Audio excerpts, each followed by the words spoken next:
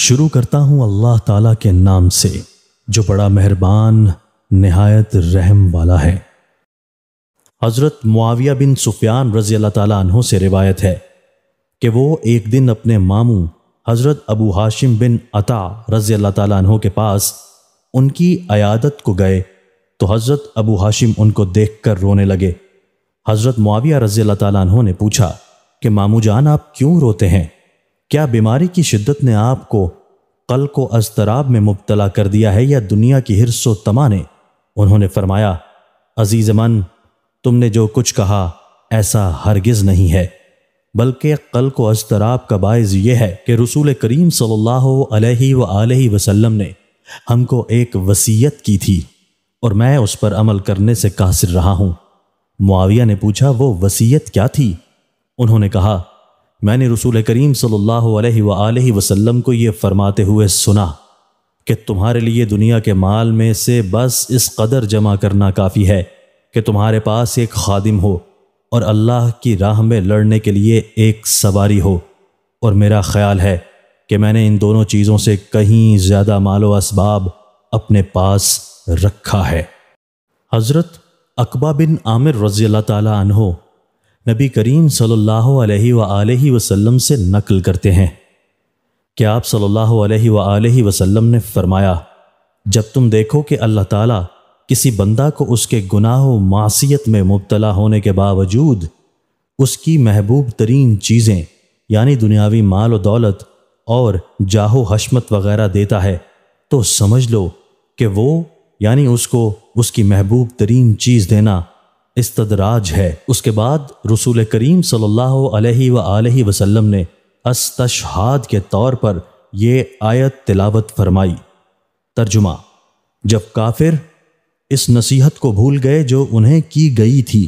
یعنی اللہ تعالیٰ کا عہد، یا یہ کہ جب انہوں نے حق تعالیٰ کی نافرمانی کی تو ہم نے ان پر دنیا کی نعمتوں کی ہر چیز کے دروازے کھول دیے، یہاں تک کہ جب وہ ان چیزوں پر خوش ہوئے جو انہیں دی گئی تھیں یعنی جاہ و مال، صحت و خوشحالی اور درازی عمر اور دیگر نعمتیں، تو ہم نے ان کو اپنے عذاب میں پکڑ لیا اور وہ نہایت حیران و ششدر رہ گئے۔ تشریح: لغت میں استدراج کے معنی ہیں درجہ بدرجہ سے جانا، جیسے کسی کو اوپر پہنچانے کے لیے زینا کی ایک پیڑھی پر چڑھا جائے،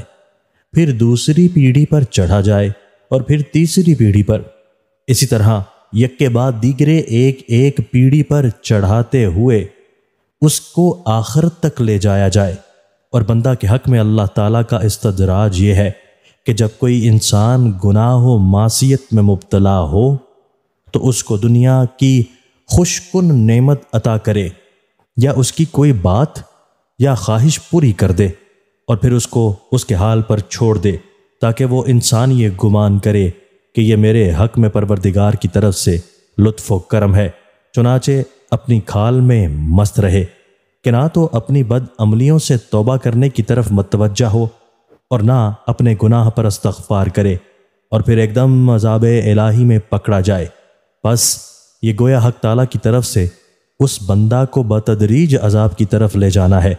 جیسا کہ کسی کو درجہ بدرجہ چڑھا کر اوپر لے جایا جائے اور پھر اچانک اس کو وہاں سے نیچے پھینک دیا جائے۔ حاصل یہ ہے کہ جس گناہ گار یا کافر کو دنیا کی ترقی یا بھلائی حاصل ہو جائے اس سے یہ نہ سمجھا جائے کہ حق تعالیٰ اس کو نواز رہے ہیں، بلکہ اس حقیقت کو ملحوظ رکھنا چاہیے کہ اس کی تمام تر دنیاوی ترقی و کامیابی دراصل اس کو بتدریج اس مرحلہ تک پہنچانا ہے جہاں اچانک عذاب الہی اس کو تباہ و برباد کر دے گا، خواہ وہ مرحلہ کتنے ہی طویل عرصہ کے بعد آئے۔ دوستو، اللہ تعالی ہمیں ان احادیث مبارکہ پر عمل کرنے اور اپنی زندگیوں کو سنوارنے کی توفیق عطا فرمائے۔